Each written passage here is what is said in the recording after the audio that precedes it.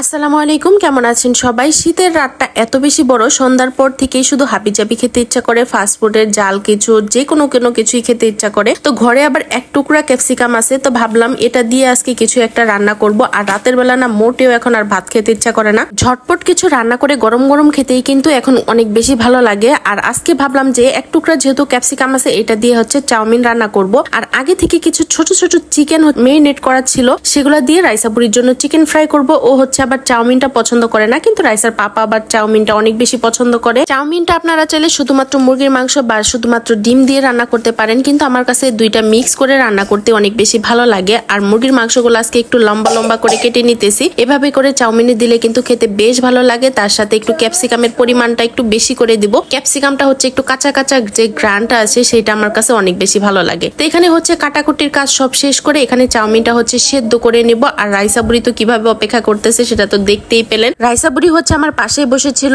আর noodles সেদ্ধ করতে কিন্তু খুব একটা সময় লাগে না, আর চাউমিনটা সেদ্ধ করতে একটু বেশ ভালোই সময় লাগে। চাউমিনটা সেদ্ধ হয়ে যাওয়ার পর ঠান্ডা পানি দিয়ে ধুয়ে তারপরে পানি ঝরিয়ে রেখে দিছি। আর এই চাউমিনটা রান্না করার জন্য তেলের সাথে কিছুটা ঘি দিয়ে দিছি, এতে করে সুন্দর একটা গ্রান আসবে। আর তার সাথে তেল আর ঘিয়ের মাঝে আদা রসুন কুচি একটু ভেজে নিয়ে পেঁয়াজ কুচি দিয়ে দিলাম। পেঁয়াজ কুচি, আদা রসুন কুচি সবকিছু একটু ভাজা ভাজা হয়ে গেলে এখন হচ্ছে কেটে রাখা যে চিকেন গুলো আছে আর হচ্ছে গাজর দিয়ে দিলাম। এগুলো একটু ভাজা ভাজা করে নিব। কিছুক্ষণ ভাজা ভাজা করে নিলেই হয়ে যাবে, খুব একটা সময় ধরে ভাজতে হবে না, এগুলো সিদ্ধ হতে খুব একটা সময় লাগে না। গাজর আর চিকেনটা হচ্ছে এক সাইড করে নিছি, তার পাশেই হচ্ছে এখন ডিম দিয়ে দিলাম। ডিমটাকে একটু ভাজা ভাজা করে নিব। ডিমের খোসা পড়ে গেছিল, সেটাকে উঠিয়ে নিছি। একটু সামান্য নুন দিয়ে সামান্য একটু ভাজা ভাজা করে সবকিছু মিক্স করে নিব। তার সাথে হচ্ছে কিছু কুচি কুচি করে রাখা হচ্ছে টমেটো রাখছিলাম, সেগুলো হচ্ছে দিয়ে দিলাম। সামান্য একটু ভাজা ভাজা করে নেওয়ার পরে হচ্ছে এখন চাউমিন গুলা দিয়ে দিব। আর চাউমিন গুলা কিন্তু সাথে সাথে সেদ্ধ করার পর ধুয়ে নিতে হবে, এটা না ধুয়ে নিলে কিন্তু খুব একটা ঝরঝরে হবে না, চাউমিনটা খেতেও কিন্তু ভালো লাগবে না, আঠালো আঠালো হয়ে যাবে।